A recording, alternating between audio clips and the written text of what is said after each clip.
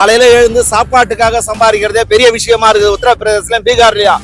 அதனாலதான் அவன் இங்க வந்து சொல்றான், ஒரு பீகாரிய நான் கேட்கறதுக்கு அவன் சொல்றான், ஏன்னா நீங்க எல்லாம் பெரிய பணக்காரவங்கன்றான். என்ன பார்த்து என்னன்னா உங்களுக்கு எல்லாம் சாப்பாடு உண்டு, எல்லாம் உண்டு. இந்த தமிழ் மாநிலத்துல 10 ரூபாய் இருந்தா நான் ஒரு நாளை கடத்திட முடியும். அம்மா உணவகத்துல போய் சாப்பிட்டு போயிடணும். அங்க அப்படி இல்லை. காலையில எழுந்தாவே நான் அங்க போகணும். என் பிள்ளைய நான் எப்படி படிக்க வைப்பேன்றான். இங்க வந்து இருக்கிற எவ்வளோ ஆபீசர்ஸ் நான் தமிழ்நாட்டை விட்டே போக மாட்டேன்னு பேட்டி அளிச்சிருக்காங்க. ஏன்னாக்கா தமிழ்நாடு ஒரு கேப்பபிளான சிட்டி அப்படின்றான், நகரம்ன்றான். எல்லாம் வளர்ச்சி வளர்ச்சி இல்லைன்னு யார் சொல்ல முடியும்? அவன் 2035 50% படிப்பை பத்தி நோக்கி போறாங்களாம். நாங்க இப்பவே முடிச்சுட்டோம். எங்க மாடலை அவங்க பின்பற்றணும். அவங்க இன்னும் குஜராத் மாடலை இங்க எடுத்துட்டு வரான்றான். நாங்க பேண்ட் போட்டோம் 1967 அண்ணாதுரை ஆட்சிக்கு வந்தப்ப. அவன் என்ன டிராயர் போட்டுக்கிட்டு உட்காந்துருக்கிறான். அது அவங்களுக்கு பெரிய இதுதான். ஓகேடா. இப்ப விஜய் சொல்றாரு தமிழ்நாட்டுல எந்த ஒரு முன்னேற்றமே இல்லை, 50 வருஷம் அப்படியே தான் இருக்குன்றாரு இல்லையா? அதை பத்தி உங்க கருத்து என்ன? முன்னேற்றம் இல்லைன்னு அவர் சொல்றாருன்னா, நாங்க தான் ஜிஎஸ்டியில அதிகமா 2வது இடத்துல இருக்கிறோம். மகாராஷ்டிராவுக்கு அடுத்தது நாங்க தானே தரோம்.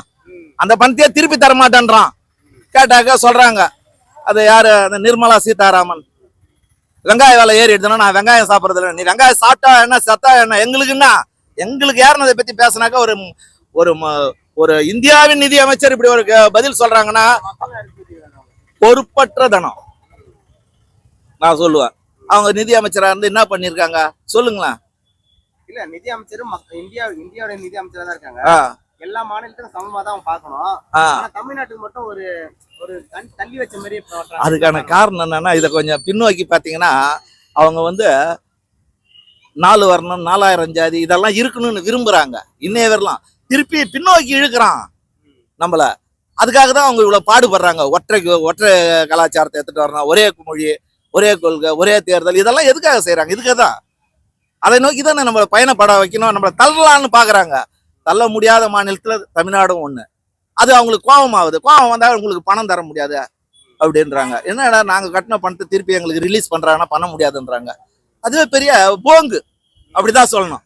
ஒரு வகையில நம்மளை பார்த்து வயிறு எறிகிறாங்கன்னு தான் சொல்லணும். நான் என்ன சொல்றேன், 70 ஆண்டு சுதந்திர இந்தியாவில் தமிழ்நாடு இவ்வளவு முன்னேறி இருக்குது இல்ல. உன் மாநிலத்தை நீ முன்னேறு, சந்தோஷம்.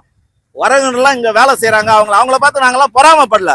பாவம், அந்த மாநிலத்தை இங்க வந்து கூலி வேலை செய்யறாங்க சார். அவங்க இறந்து போனா என்ன இருக்குது? அவங்களுடைய உழைப்பை சொரன்றோம். ஒரு வகையில பார்த்தா அவங்களுடைய உழைப்பை நான் சொரன்றேன். அவனுக்கு என்ன பங்கு தர போறேன்?